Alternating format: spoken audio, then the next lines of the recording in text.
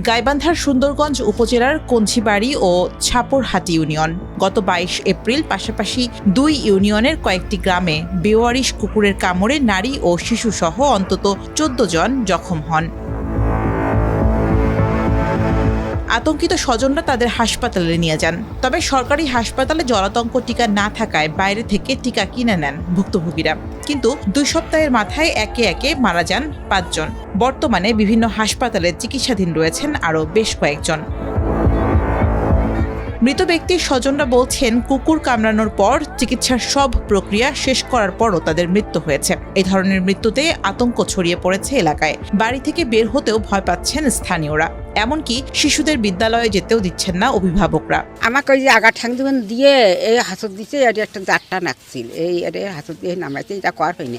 মারা যাওয়া পর্যন্ত আমরা এই যে এখন ভয়তে এই গ্রাম আতঙ্ক হয়ে গেছে। এখন মনে করো বাড়াইলে আমরা নারী নিয়ে সবাই বাড়াই, ছেলেরা তো বাড়াই না, স্কুল যাবার পায় না। এখন তো আতঙ্ক, গ্রাম শুদ্ধ এখন আতঙ্ক, ঘর থেকে বাড়াইতেও ভয় করে। এখন প্রশ্ন হচ্ছে, টিকা দেওয়ার পরেও মৃত্যুর কারণ কি?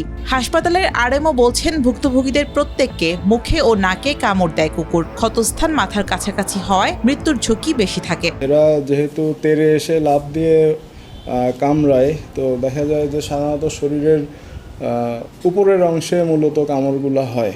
অধিকাংশেরই নাক, মুখ, কান, গলা, শরীরের এই উপরের অংশে কামড় ছিল।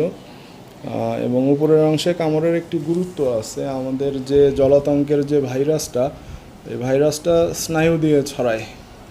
তো স্নায়ু দিয়ে ছড়ালে দূরত্ব যত কম হবে মস্তিষ্ক থেকে, অর্থাৎ কেন্দ্রীয় স্নায়ুতন্ত্র থেকে দূরত্ব যত কম হবে, সে তত দ্রুত পৌঁছে যাবে কেন্দ্রীয় স্নায়ুতন্ত্রে। যদি পায়ে কামড়াতো হয়তো 1-2 দিন সময় লাগতো। পৌর প্রশাসক বলছেন, ভ্যাকসিন না থাকা ও জনবল সংকটে 2018 সাল থেকে কুকুরের ভ্যাকসিন কার্যক্রম বন্ধ ছিল গাইবান্ধায়। তবে 5 জনের মৃত্যুর পর গত 16 মে থেকে নতুন করে শুরু হয়েছে এই কার্যক্রম। 18 সালের পর এই 2026 সালে আমরা কুকুরের ভ্যাকসিন দিই। 3 ধরনের লোক লাগে এখানে। একটা হলো ডগ ক্যাচার, আর হলো মানে এক্সপার্ট ইনজেক্টেবল পারসন, আর একটা হলো যে ওই সাপোর্টিং স্টাফ, যেটা আমাদের পৌরসভা থেকে দেওয়া হয়েছে। তো ওই এক্সপার্ট না থাকার কারণে এইখানে দীর্ঘদিন কুকুরকে ভ্যাকসিন দেওয়া হয় নাই। তখন আমরা এক্সপার্ট চেয়ে জেলা প্রাণী সম্পদ কর্মকর্তার কাছে চিঠি দিই। চিঠি দেওয়ার পরে তো উনি আমাদেরকে দীর্ঘদিন এটা করতে পারেন না। পরে সিরাজগঞ্জ থেকে আমরা এই জনবলটা হায়ার করে নিয়ে আসি। বেওয়ারিশ কুকুরের কামড়ে 5 জনের মৃত্যুর ঘটনায় জেলা সিভিল সার্জনকে তদন্তের নির্দেশ দিয়েছেন হাইকোর্ট। এ বিষয়ে জনস্বার্থে দায়ের করা রিটের পরিপ্রেক্ষিতে আগামী 8 জুনের মধ্যে প্রতিবেদন দাখিল করতে বলা হয়েছে।